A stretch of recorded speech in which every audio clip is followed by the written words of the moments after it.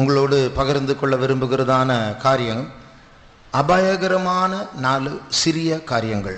And today the message which I want to share with you is all the trivial things but at a dangerous time. அபாயகரமான 4 சிறிய காரியங்கள். Dangerous 4 things. Little things. 4 little things.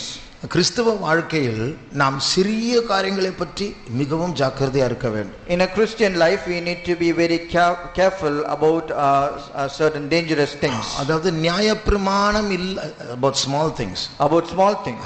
நியாயப்பிரமாணமே இல்லாத ஒரு உலகத்துல எதை பற்றியும் கவலைப்பட வேண்டாம். எதுக்கும் நரகத்துக்கு தான் போறோம், எப்படியும் வாழலாம். And in the world where there is no law which is being followed, there is no worry for them because by any means they are going to go to hell. இந்த வாலிபர் முகாமுடைய தலைப்பு பரம அழைப்பு. And this title of